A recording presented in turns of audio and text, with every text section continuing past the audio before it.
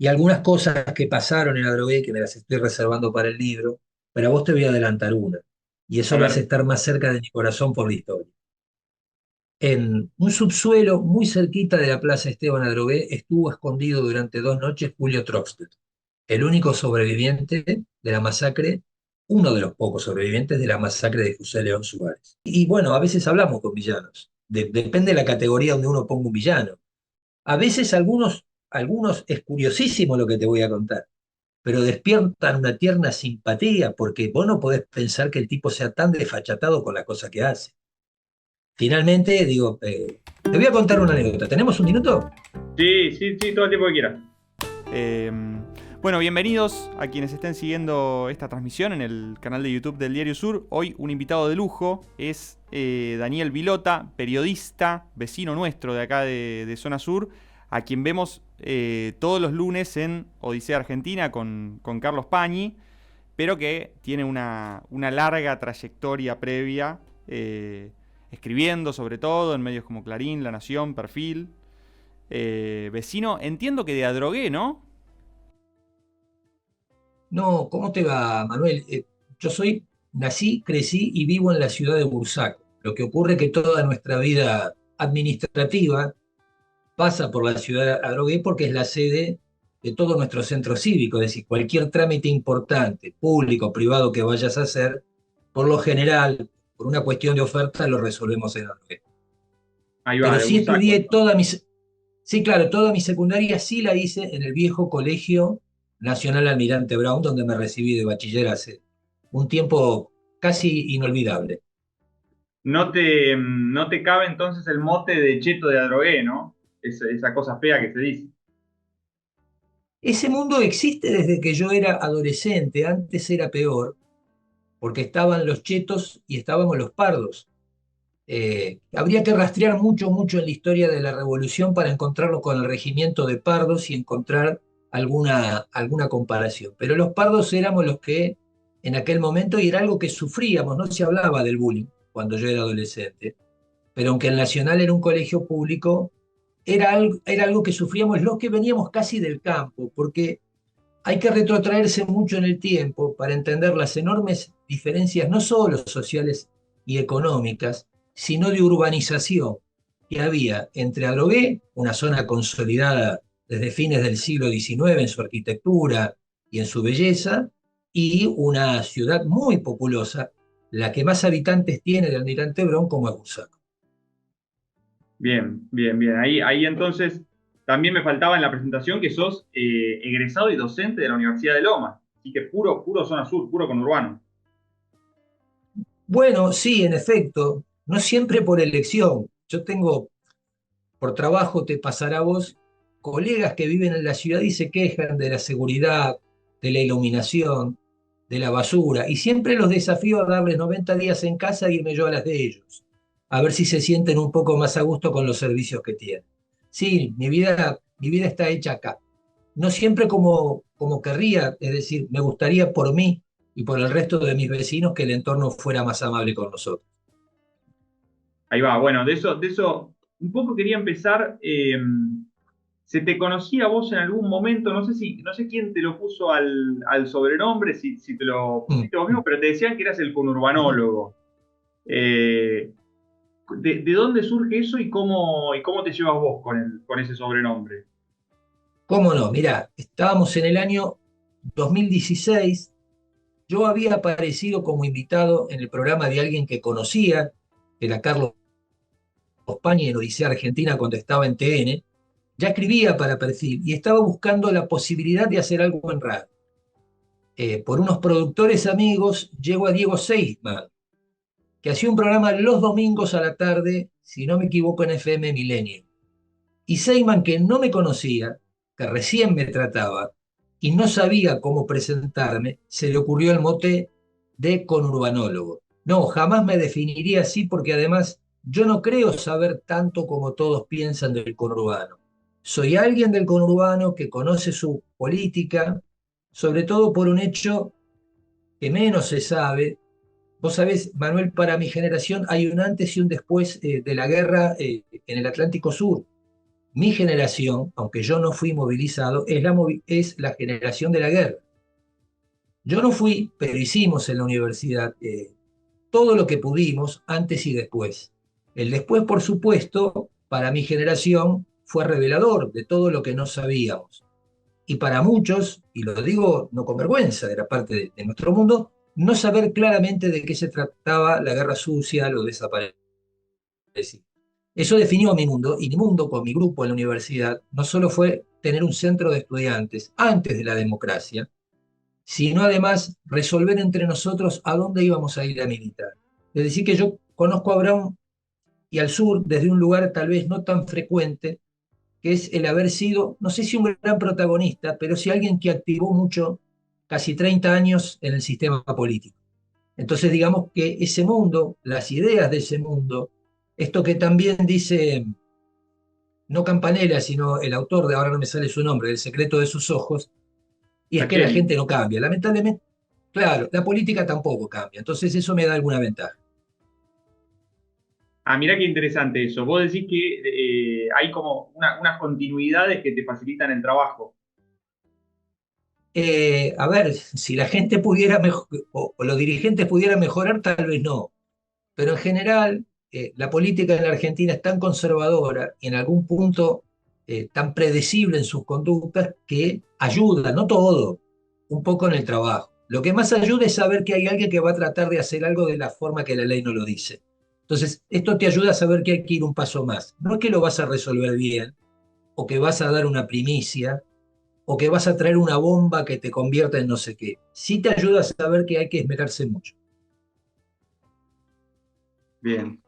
Eh, Quería meterme en algunos temas porque estuve leyendo tu libro. Es Conurbano Salvaje, en coautoría con Carlos Raimundo Roberts. Digo bien, ¿no? Eh, Sí.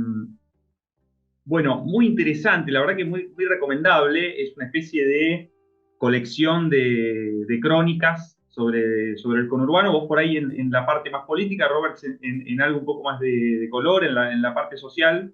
Está muy divertido. Eh, Algunas cosas no son más bien dramáticas, ¿no? Eh, pero hay algo que vos tocás ahí que me parece muy interesante para reflexionar sobre el conurbano, que tiene que ver con el tema de las tierras. Y cómo alrededor de las tomas de tierras, después las regularizaciones, se va tejiendo un poco y es algo como constitutivo del conurbano, ¿no?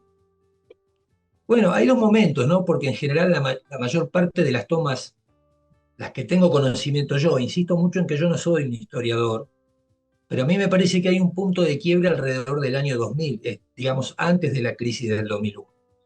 Es decir, ya en el 99 estaba enunciándose que recesión y baja inflación se combinaban en un fenómeno demoledor porque no había empleo, y entonces sostener un alquiler se hacía más difícil. Esto deriva en grandes tomas entre el 2000.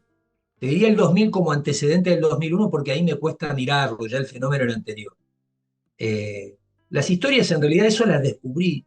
Había cosas que me resultaban exóticas y que por eso fui a cada lugar. Por ejemplo, el de Nueva Esperanza, un lugar que jurisdiccionalmente está en el partido de La Matanza, que depende de Lomas de Zamora y al que solo se ingresa por Esteban Echeverría. Me parecía una cosa excesivamente llamativa. A mí me llamó la atención el hecho.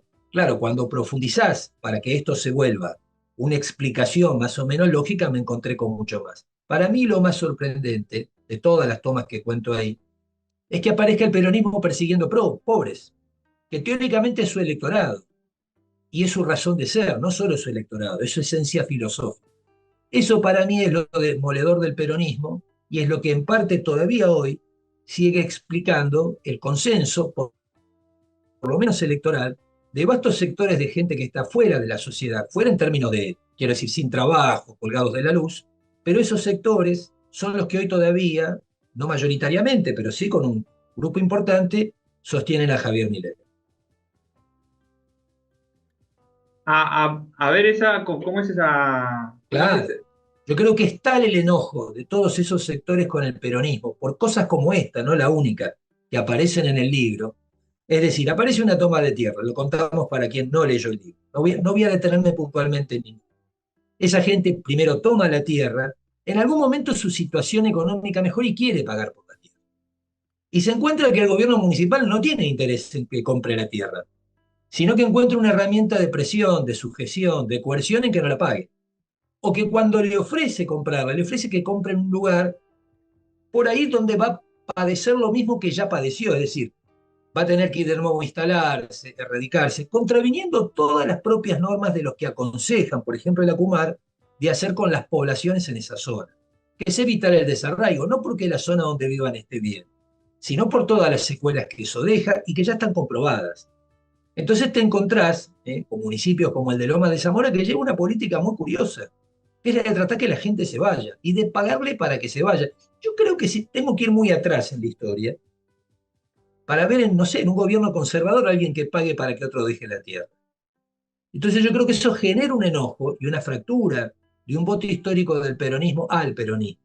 Y aparecen las opciones de voto bronca. Hasta ahora en la Argentina nunca el voto bronca se había vuelto en una alternativa real de poder. Todavía no sabemos si eso se va a confirmar. Pero lo cierto, no tengo el padrón a mano, pero si mirásemos el voto, te vas a encontrar con zonas de cuartel noveno, Lomas de Zamora. En cuartel noveno vive el 40% del electorado de Lomas, y de ese 40, no menos del 30 votó por Milei. Sí, que aún así es, comparado con otras provincias, un mal resultado. O ese 30% es uno de los valores más bajos que obtiene Milei en todo el país, ¿no? Claro, pero estamos diciendo de 30% del voto que históricamente iba al peronismo. Claro. Esto es lo novedoso. Y yo creo que se explica por el Si enorme Milei saca el enojo treinta por de ese. ciento en cuartel noveno, en Córdoba, bueno, lo votan Claro, pero estamos hasta el hablando, a perro. ver, para tener una idea, Lomas de Zamora debe votar más o menos cerca de 590.000 personas. Vamos a hacerlo en números redondos. Si 240.000 viven en cuartel noveno, que te vote de esas 240.000, el 30, alguien como Milei, que digo, tampoco está cerca de la realidad de esas personas.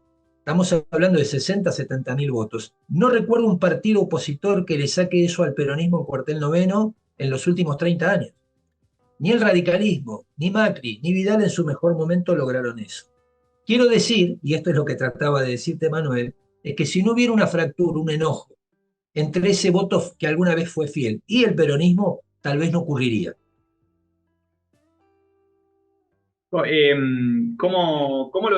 te la viste venir? ¿Cómo lo viste a lo largo de los últimos No, años? yo veía y hablaba con amigos por trabajo encuestadores donde Milei ya antes de las PASO se había consolidado en un piso muy significativo.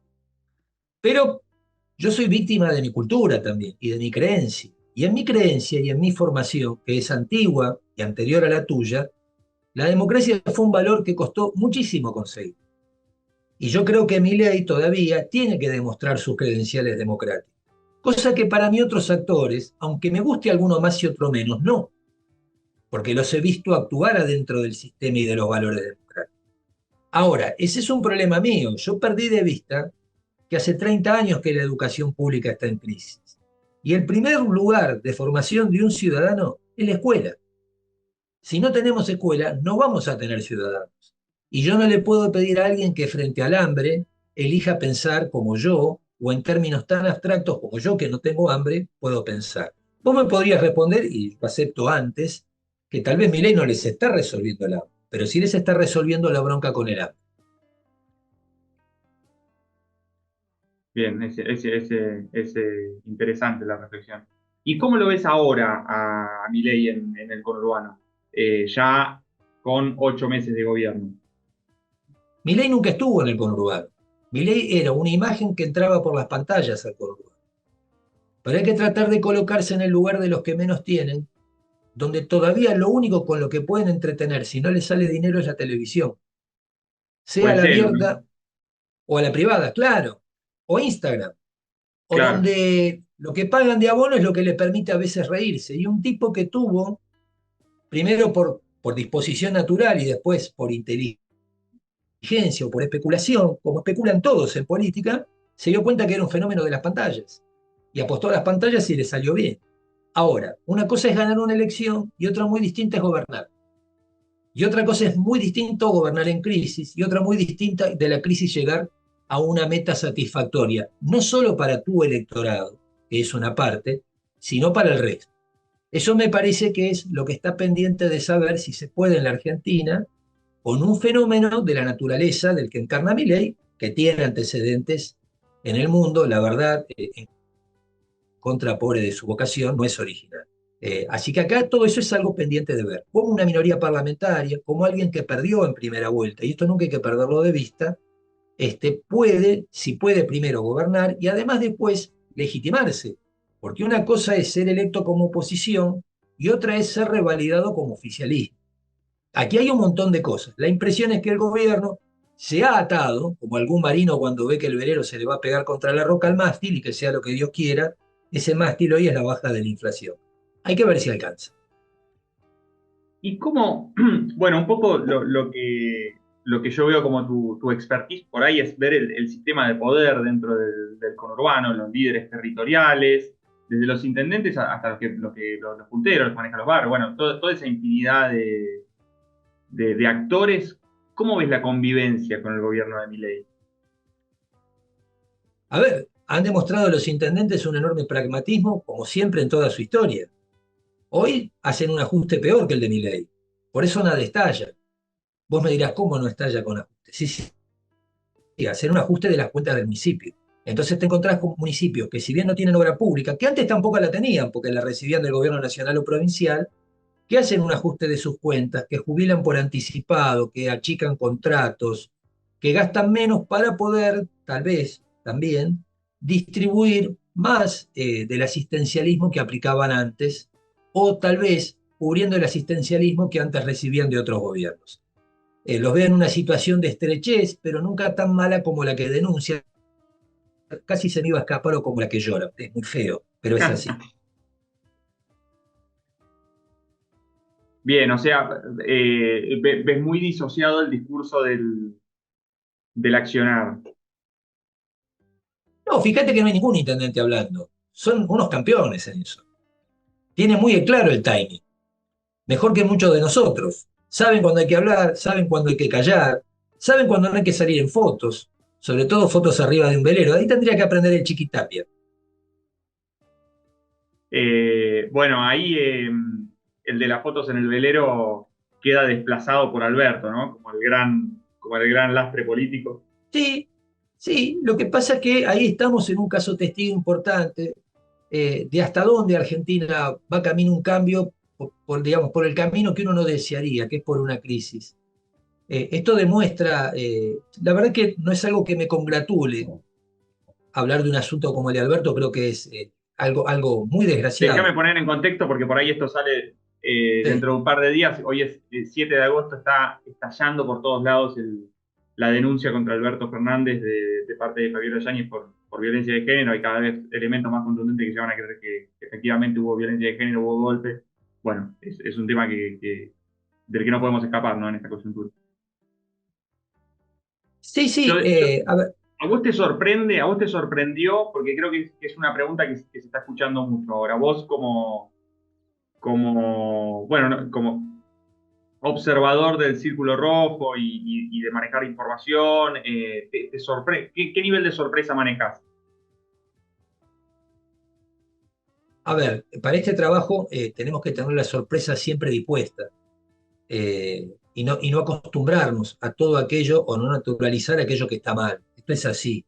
También es cierto que para poder circular y buscar información tenemos que naturalizar algunas cosas. Esta mañana, ahora te contesto lo de Alberto Núñez, hablaba con una colega que viaja para dar clases al conurbano desde Vicente López. Entonces me planteaba que los alumnos, y ella no entendía bien, le hacían una combinación de horarios en los que podían salir y entrar. Y yo que vivo acá le dije, claro, pero tienen razón tus alumnos. Entonces me contó su experiencia, un día salió tarde, se encontró que no tenía colectivos, no tiene auto, y cuando llegó a Bursaco no andaba el ferrocarril Roca. Entonces lo único que se me ocurrió es dejarle el teléfono mío para una emergencia, pero le dije que todo eso que veía, eso es como vivimos. Y nosotros tenemos muchos reflejos condicionados a cómo vivimos. En el periodismo no conviene. Sí conviene para circular, digamos, para saber cómo acceder a la información, pero no para usar. Si me preguntás por lo de Alberto, el lunes o la noche estábamos entrando al canal para hacer el programa Y alguien que trabaja conmigo, no en cámara, me preguntó si lo de Alberto me sorprendía y ahí sí le dije que no, porque yo sí tenía en claro que Alberto era un tipo violento. No sabía si usaba la violencia con la prensa, pero es alguien a quien Néstor Kirchner usó para apretar periodistas. Y no eran aprietes sutiles. Los aprietes incluían, por supuesto, amenazas, o te vas a quedar sin trabajo, o esto lo vas a perder. Entonces yo creo que vos no vas a elegir jamás, lo voy a poner en términos figurados, ¿sí? ¿Sí? A alguien que no reúna las condiciones para practicar la violencia porque no le va a salir. Vos elegís a un violento para la violencia. Dicho de otro modo, no vas a elegir a alguien que es incapaz de lastimar a otro para lastimar, porque no te cumple el efecto. ¿Está bien que alguien use a otro para lastimar? No, pero vas a buscar a alguien que lastime. No vas a buscar a alguien que te diga, mira, no esperes que yo haga eso. No, pero ya te descalificaste solo. Es decir, Alberto fue elegido por ser un tipo violento. No de la violencia de un experto en artes marciales, de la consumada, de la fría. Pero un tipo que evidentemente es alguien violento, probablemente por algún trauma de él, no lo sé, pero es un tipo violento. Mirá qué interesante la pintura. Bueno, me interesa que hablemos un poco también de periodismo. Un poco, a ver, ¿qué nos contás del método Vilota, digamos? De cómo laburás. Vamos un poco más atrás. Yo, obviamente, hice periodismo desde los 23 años con mayor o menor suerte. Cuando Perfil me pide que vuelva a escribir, porque estaba haciendo otra cosa, me pide que escriba sobre comunicación. Sabés, soy docente en la universidad hace mucho tiempo y que tengo una mirada política de la comunicación. Y estaba en eso. Pero un día les faltó cubrir algo en el conurbano y me lo pidieron a mí, porque sabían que vivo en el conurbano, no sabían todo lo que te conté a vos acerca de mi contexto en el conurbano. Y hice una, estuvo más o menos, hice otra y otra y otra y otra y otra, y en el momento quedamos que sábado y domingo ya publicaba. De ahí pasó y salté a La Nación. ¿Cuál es mi método? Hay una parte que es difícil porque es como transmitirle a alguien que no es del conurbano el contexto adecuado para pensar el conurbano. Ahí sigo fracasando, porque el gran problema, y me pasa en círculos míos, es que todo el mundo se espanta como si fuéramos, no sé, a ver, el Congo belga, Burkina Faso, Caracas, y estamos lejos de ser eso. La ciudad y el conurbano parecen escindidos como si fueran dos mundos distintos y la verdad que nos separan un par de puentes. Y si nos diéramos una vuelta por Soldati, Lugano, Pella, un pedacito de Almagro, Flores, no somos tan distintos. Nada más que ellos tienen una pobreza más urbana y la nuestra, digamos, es más suburbana, porque estamos entre el campo y la ciudad todo el tiempo. Sí, No, y hay algo que siempre se invisibiliza cuando se piensa el conurbano, que es el centro de Adrogué, el centro de Monte Grande, el centro de Lomas, bueno, ahora Canning con la zona de country, que por ahí me parece que lo que define más al conurbano es esa desigualdad y sí, esa variedad llevada no, al pero es extremo que, también es una desigualdad manual en el tratamiento noticioso, porque nunca salen los canales de televisión lo bonito que es Canning. La vida cultural de Adrogué, y déjame ir más lejos, o la vida cultural de San Francisco Solano, que es un lugar pobre de toda pobreza. Ni los pibes que se levantan un domingo a la mañana a hacer arte con los tambores que hacen con tachos. No, nosotros salimos por los robos violentos, por los femicidios y por la cantidad de pobres. Nunca nadie viene a buscar al conurbano, aquello que también abunda, y es la gente que en este enorme marco de desigualdad quiere trabajar, quiere estudiar, quiere hacer arte y sobre todo quiere superarse y ser feliz. Pero hay una desigualdad que está en el tratamiento noticioso. Digo, la rareza, si vos me lo preguntás a mí, es que yo esté hablando del conurbano en televisión y que viva en el conurbano, porque hasta que aparecí yo y no me precio de nada, esto lo hacía cualquiera porque alguien le contaba. La ventaja tal vez que yo puedo dar es que soy un testigo. Lo que no me convierte en ninguna autoridad ni cosa por el estilo. Sí conozco esto y trato de trasladar una mirada eh, menos piadosa. A mí lo que me interesa es contar. A mí, aunque lo llevo de la mejor forma que puedo, me disgusta cuando se ríen de algunas cosas que cuento. Yo puedo contarlas irónicamente, Pero que un tipo, un domingo a la mañana, se suba al balcón de la casa y le tire 25 tiros a la poli no me da ninguna gracia. Porque mi pregunta de fondo es, ¿cómo se anima a hacer eso? ¿Que solo porque tiene las 25 balas y el revólver? ¿O porque sabe cómo pasó? Que a las 2 horas quedó libre sin que siquiera le abran un expediente. Estás hablando de un barra brava de los Andes, ¿no? Sí, sí, ahora es en Manguera, espera, Rodolfo Aguilera. Sí, ahí me acordé el nombre. Sí, sí, que lo contamos en Odisea. Pero lo fabuloso es todo lo otro, que a veces es difícil de contar. Y perdóname que abuse de vos. La policía no tenía cómo pasar por ahí esa mañana, como dice la policía porque los vecinos lo alertaron. Porque la casa de Aguilera está en la frontera de Fiorito, atrás está la cava, y la cava no tiene calles. ¿Para qué vas a ir con un patrullero donde no podés entrar? Cuando todos sabemos además que a los patrulleros les resulta sumamente riesgoso entrar donde no hay calles, porque los matan a balazos. Sí, sí, sí, Otra cosa sí. curiosa a la que nadie le prestó atención, la policía lo redujo sin tirar un tiro. Parecía la de Hollywood. ¿Cómo hicieron? Digo, en esos detalles me gusta detenerme a mí, porque yo creo que el sentido común sigue siendo la clave de este trabajo. A veces nos mata el rating, el tiempo, y el hecho que parece que hablamos de cosas minoritarias. Este es el error para mí, y es donde yo te digo que el problema del conurbano es el tratamiento desigual en la noticia. Pasamos a una categoría de submundo, de inframundo.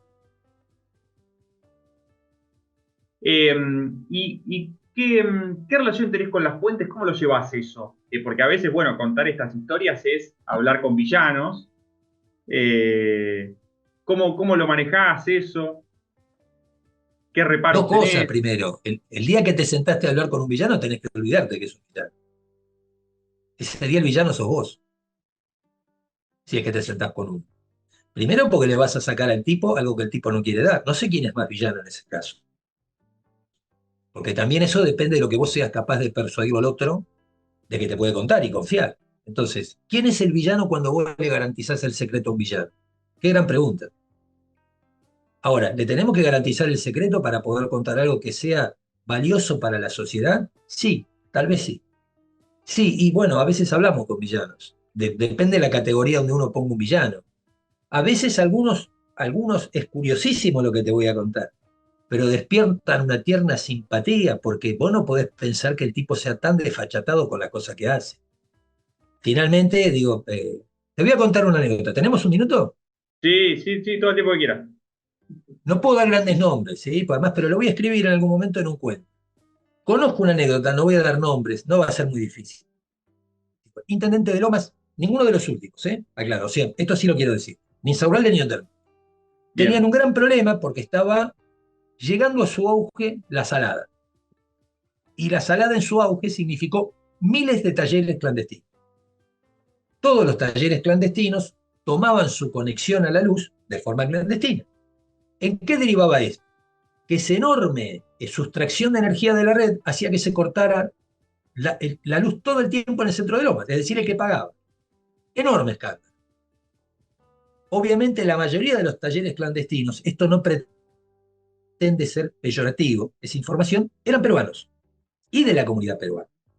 Este intendente decidió citar a la Embajada del Perú que le mande a alguien para negociar una solución política, es decir, cómo convencer a eso de regularizarlo, porque el tipo igual buscaba una armonía. Probablemente la armonía tenía que ver con que después le mandaban la guita de la feria, no lo sé.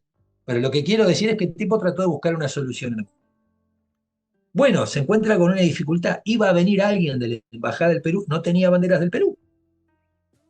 Bueno, no saben cómo reemplazarlo. Entonces el tipo con astucia dice, anda a Budji, tráeme una de la Brava de River.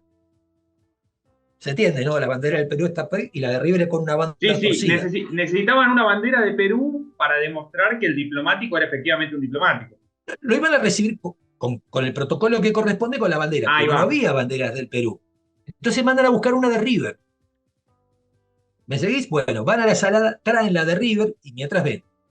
El Perú no le manda un agregado, le manda, viene el embajador personalmente. Queda sorprendido el intendente, siempre es un embajador. Perú es un país hermano, es importante para la región.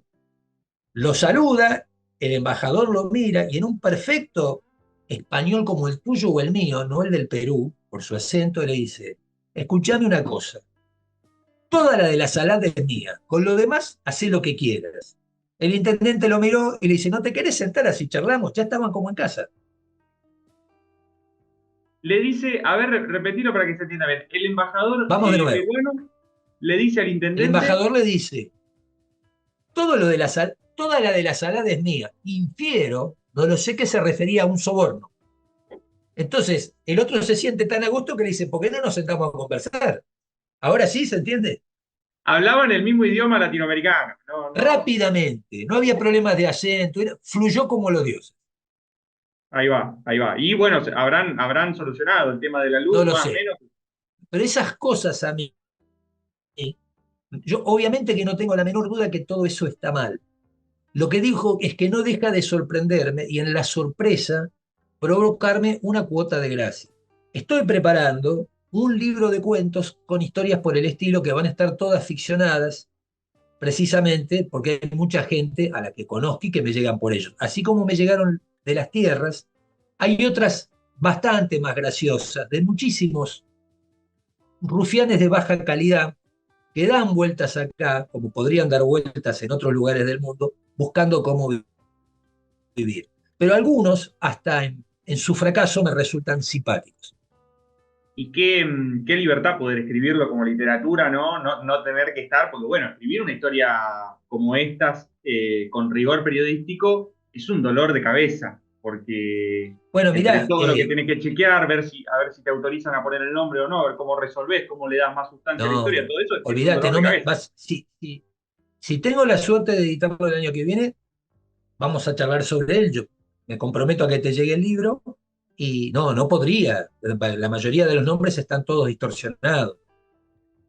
No, no, nadie me va a autorizar, porque no necesariamente porque esté injuriando a alguien, pero es, para decirlo de una forma, es como abrir la puerta, si vos querés, te habrá pasado alguna vez, no sé si fuiste, hay habitaciones de hoteles comunicadas por una puerta. Bueno, es como abrir la puerta y entrar en la habitación que es igual a la tuya, pero donde pasan las cosas de verdad. O en realidad, en donde pasan las cosas de verdad, te hacen creer que vos vivís en la verdad. Entonces, la idea de este libro es mostrar un conurbano todavía menos visible que el que vos seguro que conocés porque haces periodismo aquí y que el que conozco yo. Uno todavía, ¿cómo decirlo? Un, otra cultura que es la que construye la cultura en la que queremos vivir. La parte de atrás, divertida de este mundo. Si es que es divertida, veremos.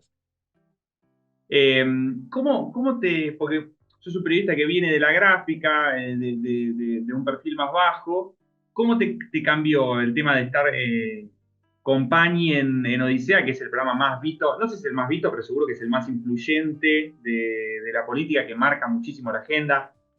Bueno, sos un perro de presa vos también, ahí con los temas que seguís. Te llaman más las fuentes, te tienen más miedo, cómo te modificó eso? Mira, la verdad, no tengo constancia que alguien me tenga miedo. Sinceramente te lo digo. En general, no me parece una buena forma de relacionarse con nadie y yo no la privilegio. Si a alguien le pasa, la verdad es que no lo sé. ¿Cómo me llevo con eso? No, bueno, uno toma dimensión a veces del impacto que pueden tener algunas cosas en algunas respuestas, sino de dónde provienen. ¿Sí? No puedo hacer a veces nombres porque algunas cosas estamos de acuerdo las dos partes en que no íbamos a hablar, pero me llamó mucho la atención hace cosa en marzo, escribí, te vas a acordar una parte, detuvieron a los hijos de alguien que era funcionario del Consejo de la Magistratura por un secuestro extorsivo, Morón, y ese secuestro lo habían hecho usando un auto del Consejo de la Magistratura de la Nación. Todo eso derivó en que despidieran a algunos funcionarios. Yo hice una nota y cité a alguien muy importante, que debe ser, y todavía va a ser, juez supremo de la Corte de la Nación. Y yo me fui un fin de semana, salí con mi mujer, porque nunca me iba a esperar, y este es el grado de inconsciencia de lo que hacemos, que el tipo me llamara. Entonces ahí terminé de comprender el impacto, aunque estuviera chequeado, aunque tuviera la fuente, el impacto que eso puede generar y lo que hay que aprender a poder también asimilar del día después. El día después, el de los martes, por ejemplo en Odisea, este es el día de los santos arrepentidos, son todo lo que te reclaman lo que no hicieron, lo que es así. Pero eso más o menos lo llevo bien. ¿Qué me trajo la tele? Bueno, aquí en la zona sur, y para mi sorpresa agradable, un grado alto de reconocimiento en la calle y hasta ahora invicto en agresión. Me pasó creo que un jueves a la tarde, yo termino de escribir y por una cuestión de comodidad y de velocidad me fui a buscar agua a un súper de Adrogué que yo sé que a las 4 no hay nadie. Lo sé, pero de usar. Entonces estaba en uno de los pasillos, una señora que viene de frente me mira, creo que asombrada, y me dice, ¿y usted qué hace aquí? Yo le digo, vea, estoy dispuesto a revelárselo si me promete que no lo cuente. Me dice, sí, bien. Dije, mire, los lunes mi mujer, lo voy a decir literal, ¿sí? Espero no ofenderme, me da permiso de ir a pelotudear a la televisión. De martes a domingo trabajo. En eso estoy. Bien, buenísimo. Eh, y de trabajar con Paño, me imagino que lo debes ver como el número uno que es, ¿no?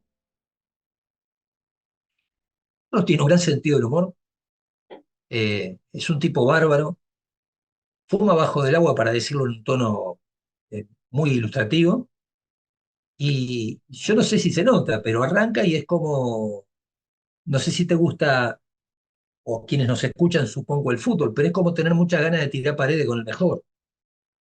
O sea, lo que te estimula es decir, yo quiero ver si se la devuelvo una vez bien yo, no solo que él me la devuelva bien a mí. Así Claro. que si Y me el whisky es de preguntás, verdad. por supuesto, es whisky de verdad. No osaríamos tomarte esa hora, sería una ofensa para todos. Lo que sí quiero aclarar, que al único de esa mesa que no le gusta de verdad el whisky es a mí. Ah, Carlos mirá. juega, sigue el chiste, y yo obviamente lo voy a repetir, pero quiero sentar posición, porque a los que le gusta el whisky de esa mesa, de todos, son, primer orden, Pani, dos, Olivera, que lo toma sin hielo, y tres, Carola, que tiene un paladar bárbaro. A mí me gusta el vino, es decir, no reniego de tomarme una copa de vino, pero no soy un tipo de whisky. Whisky tomo ahí. No sos un periodista whiskero de los de antes, ¿no? No, quiero decir, me ha pasado alguna vez, he vivido de varias cosas, me gusta más esto, ¿no? De compartir, sobre todo cuando me dediqué y fui muy joven, funcionario público, he compartido alguna noche al final del estrés una picada con un poco de whisky donde me invitaron para relajar. Pero no es la bebida con la que siento el placer. Mi placer es, si es que lo hay en eso, está ligado a un vino y a mis recuerdos. A mí me gusta mucho el Pinot Noir porque es un vino suave, fresco, hasta un poco turbio, porque me recuerda el que tomé con mi padre cuando fuimos a visitar su tierra, que es Calabria. Entonces, tomarlo fresco es como una ceremonia, como un rito que repito cuando lo tomo. Me trae muchos recuerdos de esos días que yo era muchísimo más joven que ahora. Mirá vos, el Pinot Noir que ahora está bastante de moda, se toma bastante. Eh, Eh, sí, Me quedo con esa, a sí. ver, que dijiste que fuiste funcionario público, a ver esa vida. Yo era un joven atrevido, muy atrevido. Tenía 27 años y fui el director de prensa de Antonio Cafiero en la provincia de Buenos Aires. Muy joven. De ahí salí y fui el director de prensa en la ciudad de Buenos Aires. Mirá qué nombres que te tiro, de Carlos Grosso. Mirá vos. Y después me fui a trabajar, pero en una línea de continuidad cronológica, sin pausa, con el vicegobernador de la provincia de Buenos Aires, Rafael Roca. Y ahí sí, lentamente, empecé a hacer lo que de verdad quería, lo que sentía que era una deuda conmigo, que era ser periodista. Y me vine a dirigir el diario La Unión de Lomas de Zamora. Tenía 33 años. ¿Qué etapa dirigiste la Unión? Entre el año 93 y casi comienzos o un poquito más del 95. 1009, yo les estoy diciendo a ustedes 95, se dan cuenta que vivo en otro siglo todavía, en el siglo XX todo esto, ¿eh? 1993, 1995. O sea, yo todavía no había nacido y vos ya habías sido prensa de un gobernador, de un jefe de gobierno y director No te lo de diario. recomiendo nada de lo que hice igual, sentite tranquilo, no sientas que tenés que repetir algo por el estilo, viví mejor. Y ahí de la experiencia con Cafiero, algo de eso, ¿cómo lo viviste? Vos estabas ahí en la primera línea. ¿Cómo era hacer prensa en esa época? Una experiencia, era distinto, obviamente el papel de la tecnología cambió todo, aquello era mucho más, si bien era estresante, llevaba más horas, y date una idea que no había fax cuando yo trabajaba con Antonio, eran muy poquitos, eh, no teníamos obviamente internet, sí había equipos de radio que permitían transmitir con escritos, pero había que traer un radio operador, sentarlo, no era periodista, así que él tenía pobre que tipear y nosotros corregir, porque no necesariamente un operador de radio sabe leer y escribir bien, no está en sus formaciones, si tenían falta de ortografía, se volvían locos cuando lo llamábamos, porque sabían que eran tareas de miércoles las que les pedíamos, que escribieran rápido, que lo hicieran bien, que todo entrara. Nos querían poco en el gobierno de Cafiero dentro de la estructura administrativa. Y además todo era lento, o sea, vos podías mandar un diario, un material hasta las 11 de la noche. Este, perdón, sí, a las 11 era el cierre, hasta las 9 te lo recibían en la redacción. Hoy eso cambió mucho. El online permite que una desmentida esté casi en tiempo real en un diario, que todos los diarios han perdido algo de rigidez y tal vez de calidad en sus controles. A mí me asombran las cosas que salen, sobre todo las cosas que salen de funcionarios, que me parece que no tienen valor necesariamente periodístico. Pero bueno, ¿cómo fue esa experiencia? Formativa, como todas. Yo hablaba mucho con Mario Cafiero, que era el secretario general de la gobernación y el hijo de Antonio, y siempre me preguntaba qué veía acá. Y yo te digo, si hay algo con lo que me gané la vida mucho tiempo es en mirar, no necesariamente en escribirlo. Entonces él venía y me decía, acordate, se lo recuerdo a tu audiencia, Cafiero y Menem disputan la interna a ver quién va a ser candidato a presidencia. Así que ese era un dato importantísimo. Y las unidades básicas, a diferencia de ahora, había muchas, más en zona sur. Entonces me pedía que le contara de Bursaco. Entonces Cafiero me llamaba y me decía, Mario, ¿cómo está la unidad básica de Menem? Cola de cuadra y media afiliada. Y la nuestra vacía, Mario. Y se enojaba y me quería echar. Digo, pues yo no tengo la culpa. La verdad que Menem es un fenómeno popular y tu viejo no, qué sé yo. Son estas cosas. ¿Cómo fue formativo? Igual que lo de Grosso, porque Grosso llega a ser intendente designado por el presidente en esa época, cuando se estaba iniciando el proceso de privatización de los canales de televisión. Y todo eso fue muy definitivo de la suerte política.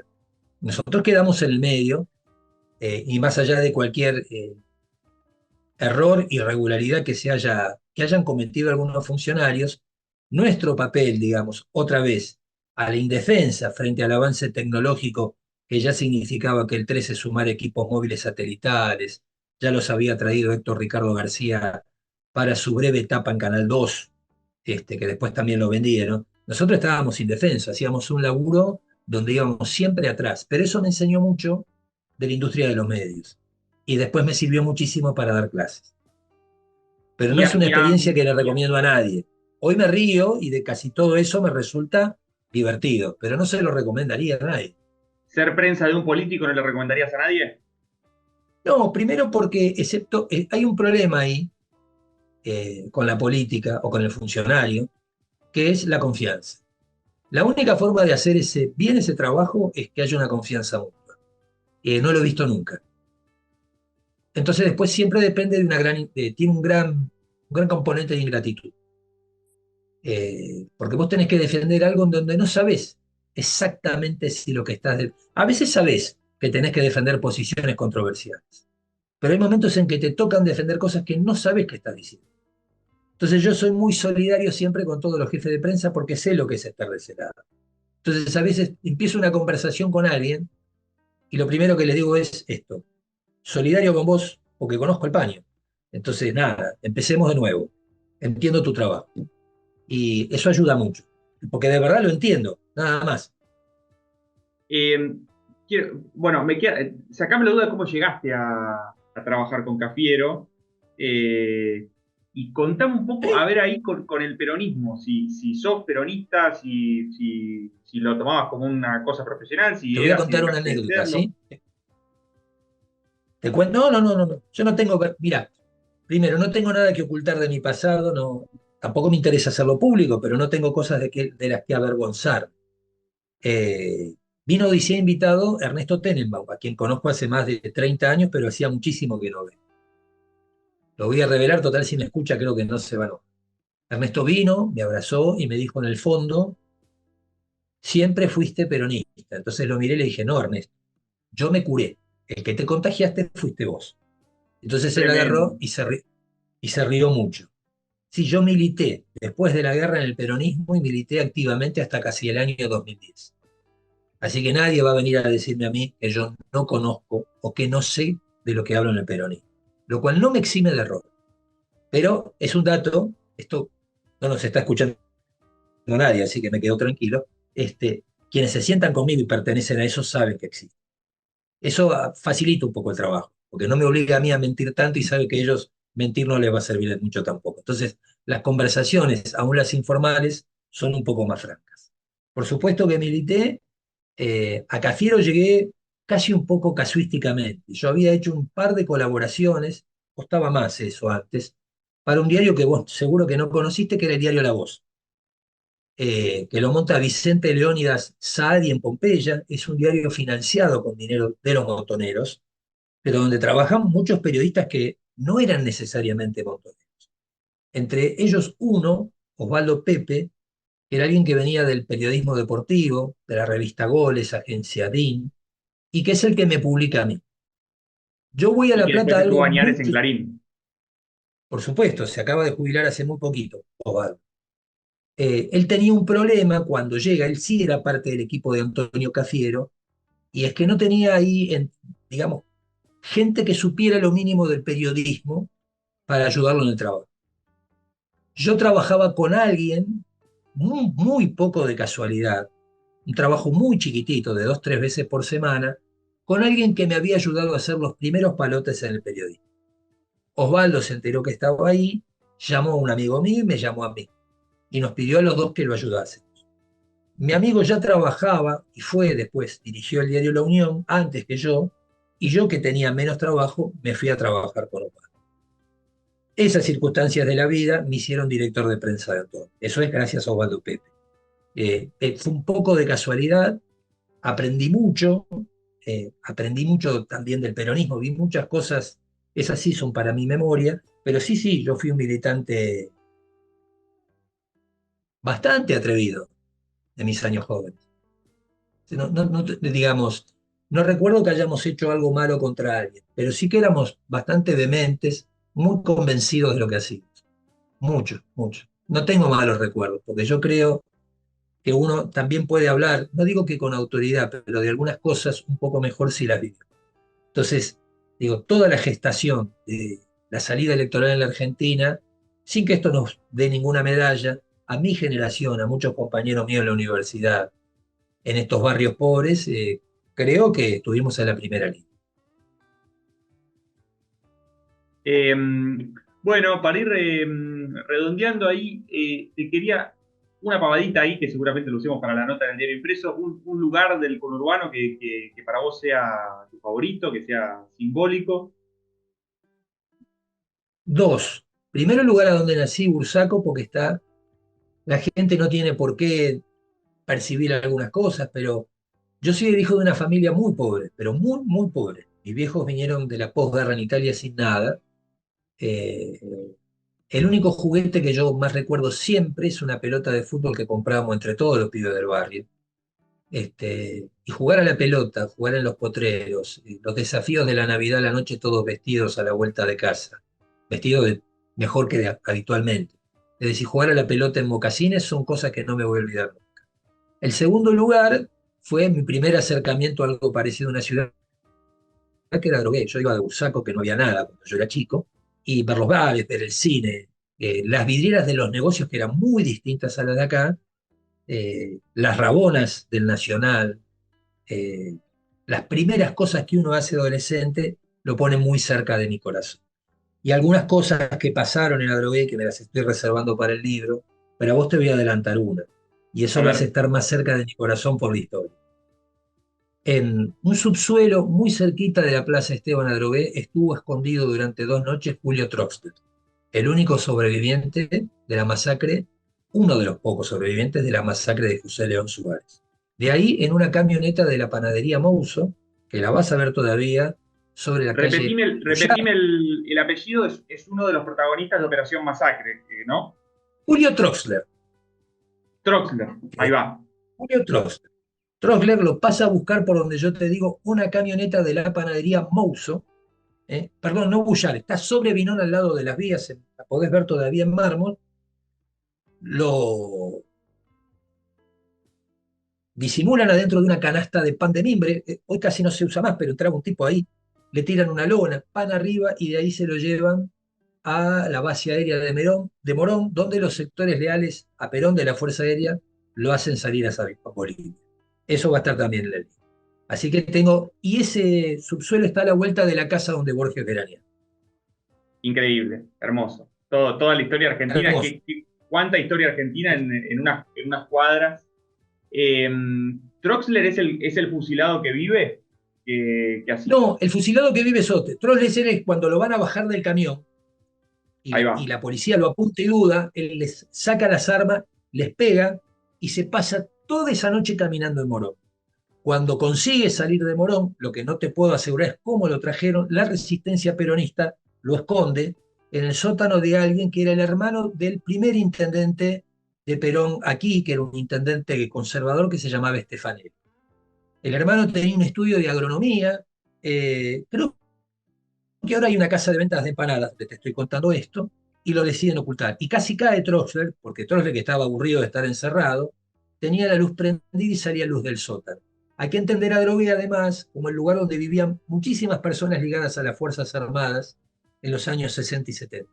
La luz, la sospecha del peronismo ganador, hizo que alguien llamara a la policía. La policía, que parece que no cambia sus hábitos en la historia, y tenía mucha picardía, le avisa al dueño del local, que era Stefanelli, que iban a ir porque estaba la luz prendida. Llega primero Stefanelli y le dice, muchachos, me olvidé yo la luz y la apaga. Controlera adentro, ¿no? Por supuesto. Y lo último, a ver, la idea es que esto sea un ciclo de entrevistas sobre el conurbano. Esta es la primera. A ver, ¿quiénes te parece que puede ser gente interesante para hablar sobre el conurbano? Para tener una charla así de una hora hablando del conurbano. No te va a dar la entrevista, creo.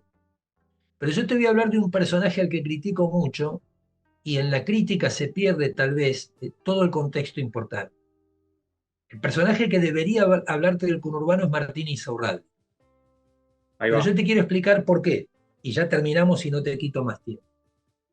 Si uno lo juzga desde la apariencia, que es muy importante en este caso, estamos hablando de alguien sospechado de asociación ilícita, investigado en la justicia federal, eso le quita el contexto a que es uno de los dirigentes más importantes del peronismo de la provincia de Buenos Aires. ¿En qué reside su importancia? En que es un nexo importantísimo entre los intendentes y la cámpora y entre los intendentes y Cristina. Yo te diría que si Insaurralde mañana vende todo y se va, le va a dar un gran problema al peronismo bonaerense y a la cámpora. Es vital la participación de Insaurralde en la construcción política. Es una construcción política de verdad, no de la que vemos nosotros por las noticias que a veces podemos publicar.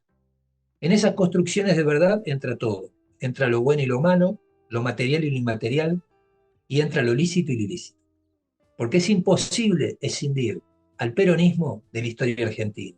Y el ilícito es una parte importantísima de la historia argentina. Insaurralde sintetiza todo eso. Interesantísimo, ¿eh? Ahí tenés otro capítulo. Pero vos me dijiste que yo te diera a alguien interesante y yo quería ser enormemente y brutalmente honesto con ustedes porque creo que por supuesto que ninguno de nosotros va a defender el delito ni quien infrinja la ley, y menos que se apropie de recursos que no le pertenecen. Pero también tenemos que poder mirarnos como lo que somos para construir una verdad histórica. En esa verdad histórica de estos últimos 25 años no puede faltar Martín Isorro. Bueno, interesantísimo. Gran final con Daniel Vilota, nuestro invitado de hoy. ¿Algo más, Daniel, que tengas ganas de decir? No, solo un recuerdo que se me ocurre ahora, porque como te dije, mis viejos eran muy pobres y vivíamos en una habitación de la casa de mis abuelos. ¿Inmigrantes italianos? Sí, los dos, mis dos padres. Se conocieron acá, pero los dos. Y uno de los recuerdos más fuertes que tengo de la infancia es escuchar con mi viejo a Boca por la radio, el Boca donde jugaban Ángel Clemente Rojas, Rojitas, y uno de los wines, que jugaba por la derecha o por la izquierda, era Pianetti, atajaba el mono rojo. Nada más que eso. Postero, entonces. Sí, pero si me invitás a ver un equipo que juega bien, voy. Yo seguí muchísimo en los años 80 el Quilmes del Ascenso que dirigía Alfaro, que lo tenía la máquina Pietri de 7, perdón, no, de 10, a un pibe Colombo que le pegaba muy bien con las dos, y creo que al hermano de Rolando Schiavi, que jugaba de zaguero centro. Era un equipo que jugaba muy bien al fútbol. Así que si aparece alguno que hace eso, chiflame y vamos. Excelente, excelente. Bueno, queda la próxima sin Zoom, sin cámaras, un café, ¿está bien? Acá no sé dónde A atendés tus vos. órdenes. ¿En Yo dónde parás? atiendo zona sur. Zona sur Sí, Adrogué porque es lo más próximo.